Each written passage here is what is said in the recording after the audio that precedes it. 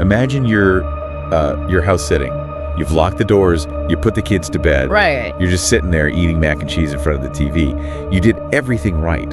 But what you don't know is that the back door has this, fatal design flaw. Oh, boy. Yeah. And there is already a fully grown man standing inside the children's closet. That is just, terrifying. It really is. So today, we're taking the deep dive into exactly how something like that happens. We've been looking at this really fascinating archive of first-hand survival accounts. Mm-hmm. So typically, it's a curated set from the Mr. Nightmare Project. And the patterns that emerge from these babysitting jobs gone wrong are they're absolutely chilling. They really are. And, our goal today isn't just to tell scary stories, right? Exactly. It's to figure out why our brains actively work against us when we're in danger, and to show how incredibly fragile our so-called safe spaces actually are. Yeah, because it really is a masterclass in human psychology, isn't it? Oh, totally. Because when you look at these accounts, the true horror isn't necessarily, the guy in the closet or the knife in the dark. Right. The true horror is our own cognitive blind spots. I mean, we're going to explore how the environments we build to keep us safe, they actually dismantle our survival instincts. Why? Yeah, leaving us completely vulnerable when a real threat enters the room. I really want to dive right into the mechanics of that, because the first account we looked at it perfectly illustrates this blind spot. It really does. So we have this 15-year-old kid named Chris, and he's doing his first real babysitting job for these family friends, watching their 5-year-old Charlie. Okay. Now, Chris notes that they live in a very nice, standard suburban neighborhood. Right, so he already feels secure. Exactly. Yeah. So the dad gives him this formal handshake, like a job interview almost, and walks him through the house. And he stops at the back door. Mm-hmm. The dad specifically points out that there are 2 locks. There's a deadbolt on top and a regular doorbell lock underneath. Okay, pretty standard. Right, but he tells Chris, you must lock both. Why both? Well, because if you just jiggle the doorknob, that bottom lock just pops open. Oh, wow. That's a huge flaw. Yeah. And I have to stop here because I don't get Chris's reaction. He nods along and basically thinks, yeah, a lock is a lock. I get it. Oh, no. Why doesn't a 15-year-old register a faulty door lock as a massive security risk? Well, it's because of the sociology of the suburban bubble. What do you mean by that? When you're standing in a well-lit kitchen in a nice, quiet neighborhood, your brain automatically categorizes the entire environment as threat level 0. Oh, I see. Yeah, I mean, gated communities, manicured lawns, quiet streets. The architecture of these spaces is literally designed to soothe your nervous system. That makes a lot of sense. Right, so when the dad mentions the lock, Chris's adolescent brain, it just doesn't process it as a life or death vulnerability. He just thinks it's like a chore. Exactly. He processes it as a quirky household quirk, like, oh, jiggle the toilet handle so it doesn't run. Right. And he's 15. His frontal lobe is still under construction anyway. Totally. So the parents leave. Chris does the classic babysitter cheat code. He feeds Charlie some chicken nuggets in front of the TV, puts the kid to bed, leaves the door cracked exactly as instructed, and then he just goes to chill in the guest room. The job feels done. But it's not. No. About 40 minutes later, Charlie appears in the doorway. He's clutching a stuffed animal, and he looks terrified. Oh, God. Yeah, and he won't even step fully into the room. He just whispers that he heard a scratching sound in his closet. Okay, let's unpack this, because Chris does what almost every single adult does in this situation. Completely dismisses it. He walks Charlie back, flicks on the light, pushes some clothes around, just says, see? Nothing there. He doesn't actually search. No. He performs a search to appease the kid. Which is, the perfect example of normalcy bias. Normalcy bias. Tell us about that. So normalcy bias is like your smartphone's autocorrect, but for reality. Oh, I like that analogy. Yeah, your brain is inherently lazy. It wants to conserve energy. So it takes terrifying raw data, like, say, a physical scratching sound in a quiet house. Right. And it aggressively autocorrects it into a safe word. Yeah. Like, oh, it's just the house settling, or, a kid's imagination. Wow, so it literally overrides reality. It overrides reality to fit the assumed narrative that you're perfectly safe. And the thing is, children haven't fully developed that autocorrect feature yet. They just report the raw data. Exactly. They hear a scratch, they report a scratch. Well, that autocorrect completely fails about 15 minutes later. Oh, no. Charlie comes back, And he's even more upset. He tells Chris, the closet door moved. He saw it move. Yes. Now Chris is getting annoyed, but he walks down the hall. And when he gets to the room, the sliding closet door is pushed all the way to the side. Oh, that's not good. No. And Chris remembers this distinct sinking feeling in his stomach because he knows he closed it. It didn't just drift open. Right, the data is undeniable now. But even then he rationalizes it. He actually assumes Charlie is just playing an elaborate prank. So he shuts the door and goes back to his room. What's fascinating here is the biology of fear. You know that sinking feeling in his stomach you mentioned? Yeah. That isn't just a metaphor. That is his vagus nerve and his autonomic nervous system communicating directly with his gut. Really? Like a physical alarm? Yes. The human body is capable of picking up on micro anomalies like a shifted shadow or a misaligned door track long before the conscious brain can even articulate what's wrong. So his body knew. His body is literally screaming at him that there is a predator in the territory, but his frontal lobe is fighting so hard to maintain that auto-corrected illusion of safety. That is insane. Well, the illusion fully shatters 10 minutes later. I can only imagine. Charlie calls out from his room and his voice is just shaking. Chris walks in and sees Charlie crying. Is the closet open? No, the closet is closed. But Right. Charlie just lifts his arm and points toward a tall laundry hamper that's wedged in the corner of the room. Oh my gosh. Chris looks over, and crammed into the narrow space between the hamper and the wall is a fully grown man, crouched down. Terrifying. Chris sees the shoulder, the shoes, and then the man's eyes, locked directly onto his. Notice the predator's behavior there, though. What do you mean? He stays perfectly still. He's gambling that Chris's normalcy bias is so incredibly strong that he'll dismiss this massive visual anomaly the exact same way he dismissed the auditory one. He's hoping Chris will just think, oh, that's a weird shadow. Exactly. Well, Chris doesn't freeze. He doesn't even say a word. He just grabs Charlie, yanks him out of bed, backs out of the room without breaking eye contact, locks them both in the guest room, and dials 911. Smart kid. Yeah. And the intruder ends up running out the front door before the police even get there. Oh, wow. But here is the detail from the source that ties this all together. Okay. When the dad gets home, the police ask about entry points. The dad immediately checks the back door. Let me guess. The top deadbolt is unlocked. He looks at Chris and says, "Did you lock both locks?" Chris says, "I locked the bottom one. The bottom one that pops open if you jiggle the handle." It's the fatal flaw in the illusion. I mean, just a tiny lapse in protocol allowed the reality of the outside world to breach that suburban sanctuary. Yeah, Chris's brain assumed a lock is a lock, and that assumption almost cost them everything. It really did. So that leads us to a really uncomfortable pivot. I mean, normalcy bias explains why we ignore an external threat, right? But what happens to our survival instincts when the anomaly isn't a stranger in the closet, but the very person we are hired to protect? Oh, that completely upends the psychological dynamic. How so? Because now the caregiver's protective instinct is being actively weaponized against them. And we see this exact nightmare play out in the second account. Yes. We have a 17-year-old high school senior, Mm-hmm. and she's babysitting an 8-year-old named AJ. Okay. Now, she's watched them twice before during the day, but this is her first overnight stay. And when she arrives, the mom is frantic. Frantic? How? She's just rushing through instructions, pointing at frozen pizza, and practically sprints out the door for this work trip. Okay, so the energy is already chaotic. Very. Yeah.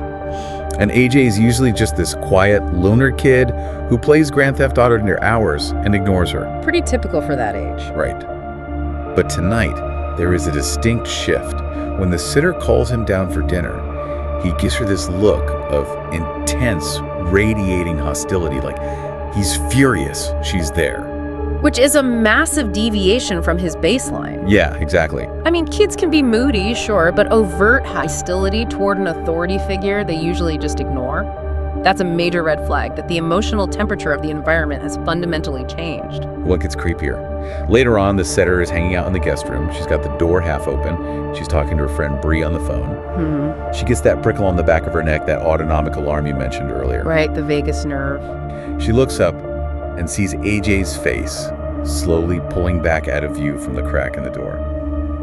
He was just silently watching her. Ugh, that is so unsettling. And she laughs it off.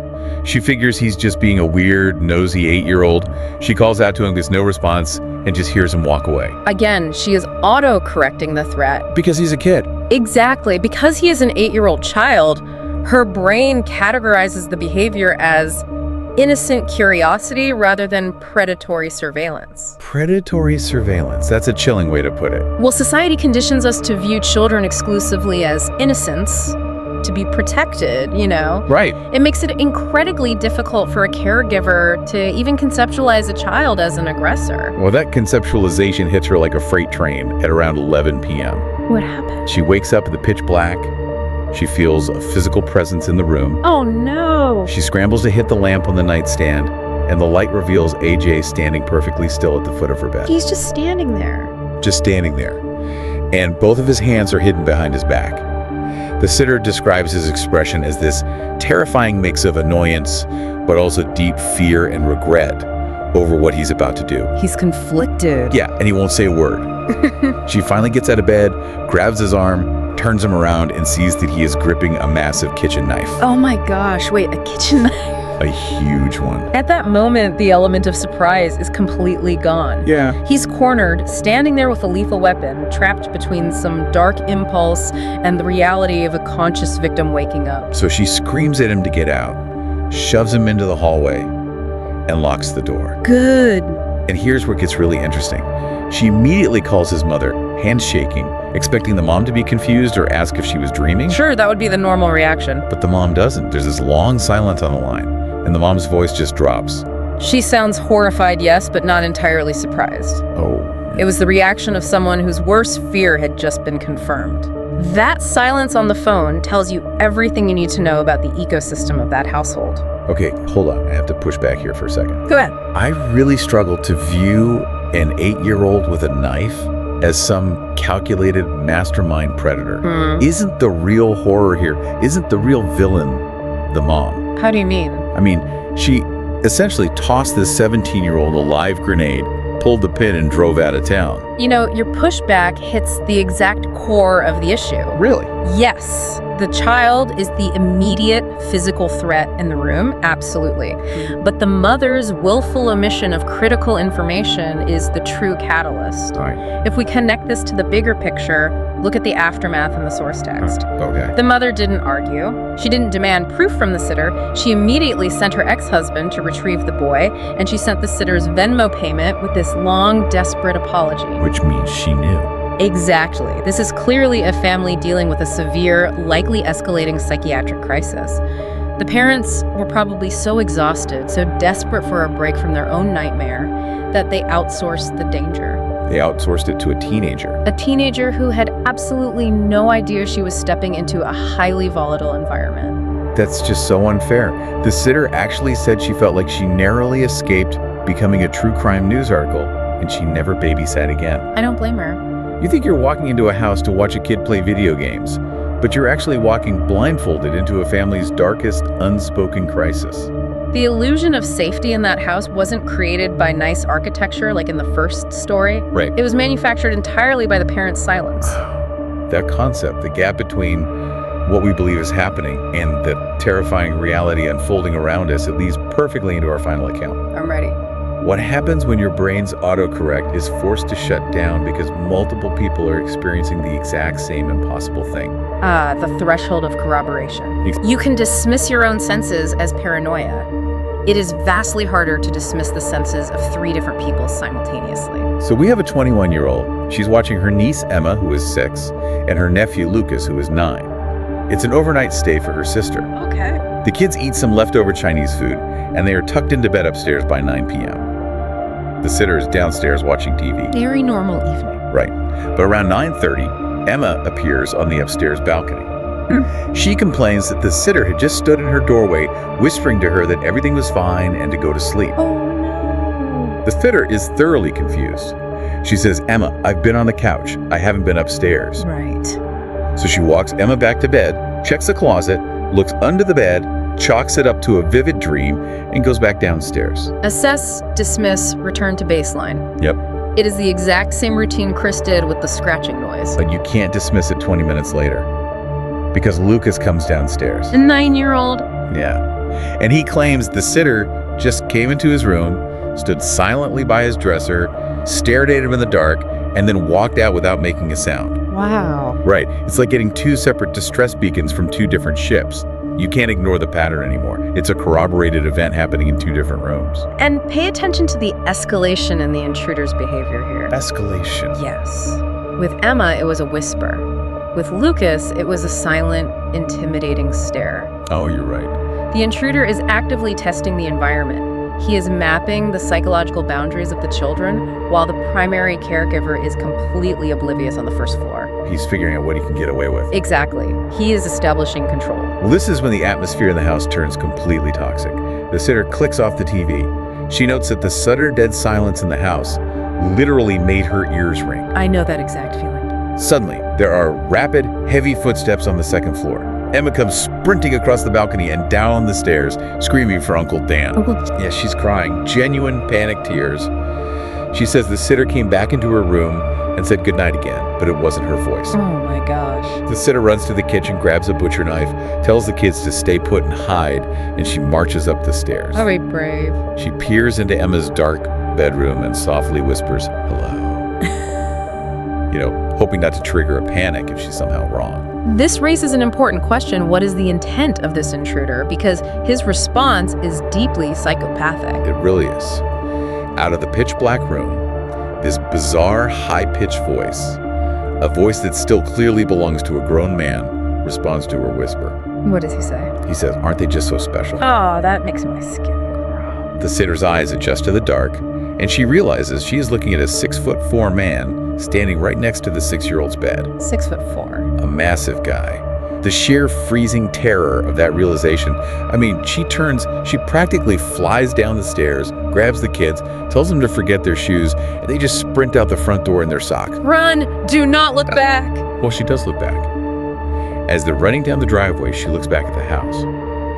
And through the large window on the 2nd floor landing, that grotesque man is standing there looking down at them, playing peekaboo with his hands. See, that specific detail, the peekaboo, that is calculated psychological terror. It's sick. It proves this was never a simple burglary. He isn't interested in their valuables. Right.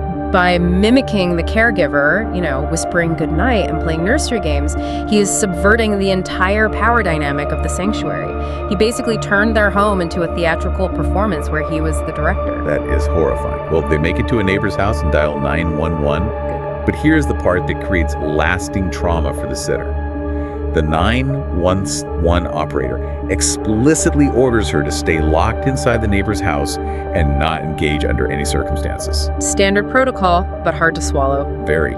Because from the perceived safety of a neighbor's window, the sitter just watches this massive intruder casually stroll out her sister's front door, walk calmly down the street, and disappear. He just walked away. Just walked away. Yeah. By the time the police arrive, he is long gone. The sitter expresses this agonizing regret in her account. She blames the slow police response, and she wishes she had ignored the operator, followed him, or fought him. She feels this overwhelming sense of helplessness. And that helplessness is the core of the psychological damage here. Really? Yes. The authorities, the ultimate arbiters of societal safety, failed to intervene. Her regret is just the manifestation of a desperate desire to regain agency in a situation where she was rendered completely powerless. Which brings us to the devastating aftermath of these shattered illusions. In that third account, the terrifying realization sets in later for the family. What realization? Well, because all the doors were deadbolted from the inside when the sitter first arrived, that 6'4" man must have been inside the house before they even got there. Oh, wow. He was just waiting in the shadows while they ate Chinese food. That is deeply disturbing. Yeah. Her sister and brother-in-law reacted by turning their home into a fortress, installing at least 6 security cameras inside and outside. Their sanctuary is just gone. The physical spaces are altered. Okay.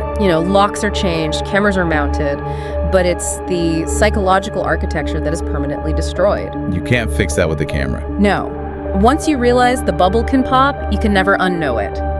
The cameras aren't just for surveillance. They are a coping mechanism for profound anxiety. And the other sitters. The teenager who faced down the 8-year-old with a knife, she swore off caregiving forever. Naturally. And Chris learned the hard way that an unlocked bottom lock isn't a quirk. It's an open invitation. A structural failure. So what does this all mean? When we pull back and look at all of these accounts, what is the ultimate takeaway for you listening at home? How do we navigate a world where the danger might already be inside the house?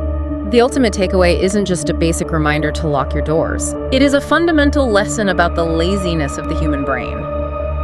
Children are almost always the first to sense an anomaly. Because they don't autocorrect. Exactly. Whether it's Charlie hearing a scratch, Emma hearing a whisper, or AJ acting out a dark impulse, the failure of the adult is almost always rationalization. We just talk ourselves out of it. We do. To survive, you have to actively train yourself to pause and investigate the glitch in your environment. When your vagus nerve gives you that sinking feeling, do not let your frontal lobe talk you out of it. We let logic and the desire for comfort override millions of years of evolutionary survival instincts. Perfectly said. True horror doesn't always come with the grand entrance kicking down your front door. Sometimes it's much quieter. Sometimes it slips in through a popped bottom lock because you assumed a lock is a lock. Sometimes it's an omitted detail from a stressed mother who just needed a night off. Right. And sometimes it's a stranger who was already hiding in your home before you even walked in, waiting in the dark to play peekaboo with you. Trust the anomaly. When the pattern breaks, believe it immediately. For you listening right now, take these lessons to heart. Remember to lock both locks. Pay absolute attention when a child tells you something feels wrong in their environment. Yes, listen to them. And never, ever ignore that sinking feeling in your stomach when a door is open that you know you just closed. Your intuition is processing critical data long before your conscious mind catches up. Let it do its job. I want to leave you with a final, slightly chilling thought to ponder based on everything we've unpacked today. Okay. Take a look at the space you are sitting in right now, the room around you. This place you consider perfectly safe, your protective bubble. Is it actually secure? Or are you just relying on the assumption that bad things don't happen in a normal neighborhood while you are looking at your phone? That's a scary thought. Thank you for joining us on this deep dive. Stay vigilant.